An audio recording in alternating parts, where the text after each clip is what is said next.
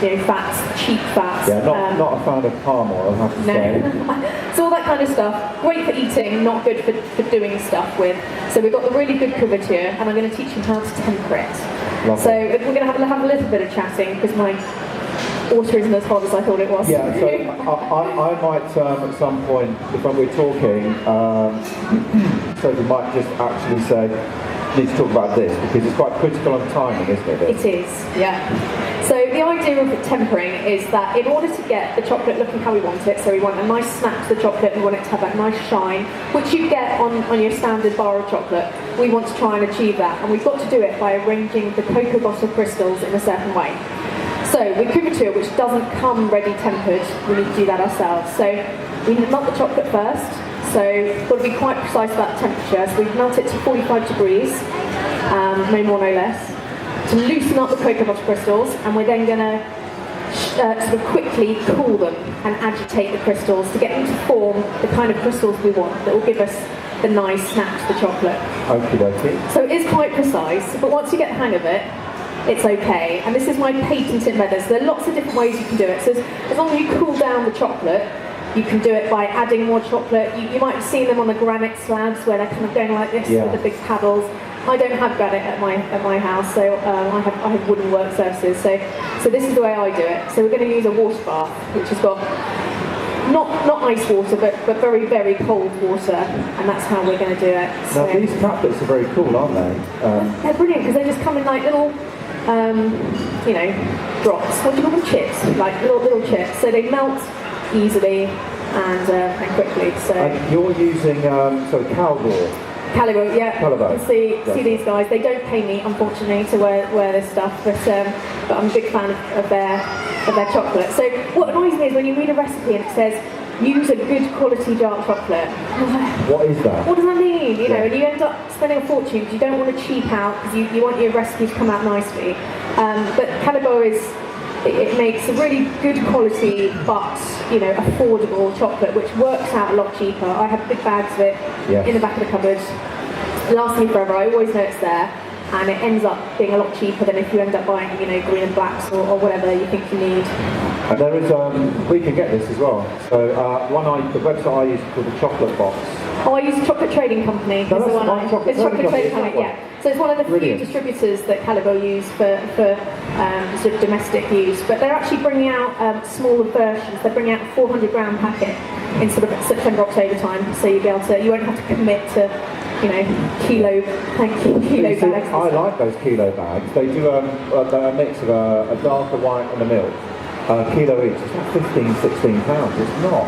It's just not expensive. Yeah, exactly. It works out well in the end. And lasts you ages. And the bags seal up really beautifully as well, don't they? Exactly. Right, so... Okay, so temperature on this... Yeah, I've actually gone way above what I should have done. I'm too busy talking. Okay, but we need to get that up to 45 degrees. So now I'm putting this into my ice water. And I'm just going to keep moving it around. So I'm using the bowl to get right up. And we're just trying to cool the chocolate as quickly as we can, making sure that we're not... getting any water into the chocolate, because that's disastrous. So if you don't do this, all that happens is things won't set. I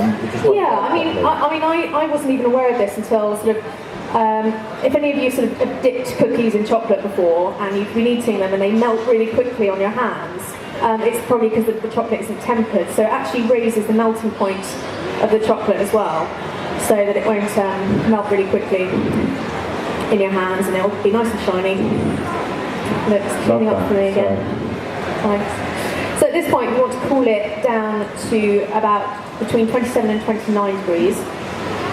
At this point, I've also turned off, I've taken my water off the hob, so it's not boiling anymore, but what it is we've got that residual heat, so we can use that to bring it up to working temperature. So we're bringing it up to loosen the crystals, we're cooling it quickly, and then we're slightly bringing it up to the temperature that we're working at, what we call our working temperature.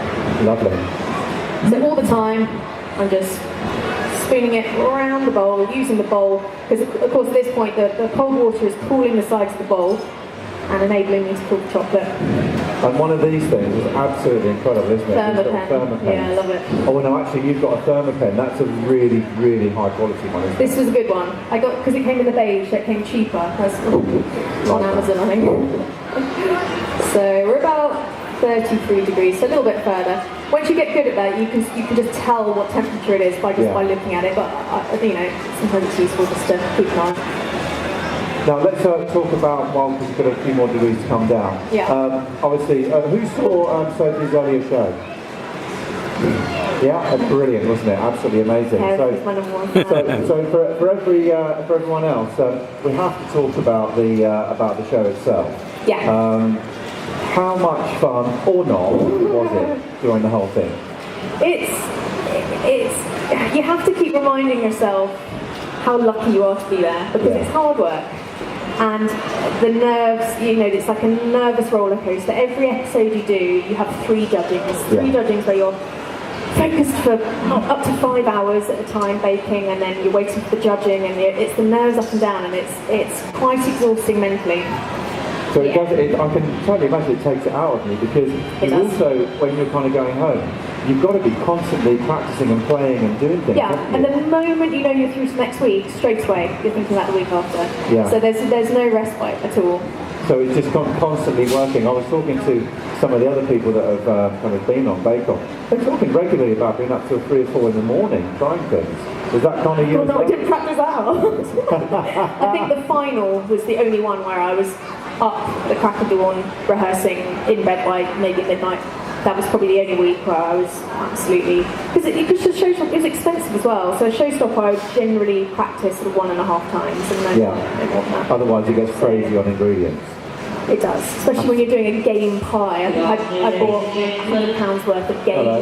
Like to inform you Thank you. queues for the show homes will be closing at 4:30. So if you'd like to go and see the show homes, could you now please join the queue? Right, so we've got it down to... The show homes at 4:30 in 20 minutes time. Thank you, Debbie. That's the lovely Debbie. We love Debbie. So I'm just putting it, so as I say, it's not on the hob, we've just got the residual heat, because we only want to bring it up to between 31 and 32 degrees, and that is the key temperature. We want to work with the chocolate when it's at 31, ideally 31.5 degrees. So you went down to what, 25? to between 27 and 29. Okay, and now back And then up just to... back up to 31, and that gives a little bit more fluidity back into the chocolate as well.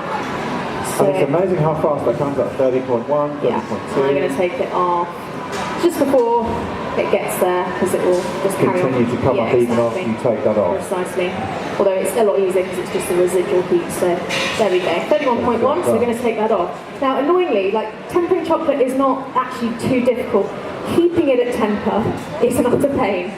So generally, what I do, I have a tempering machine, so it keeps it at temper. But generally, once you've tempered the chocolate, you want to try and use it straight away. If not, you need to keep putting it back onto the pot, just trying to keep it between that 31 and 32 degree window.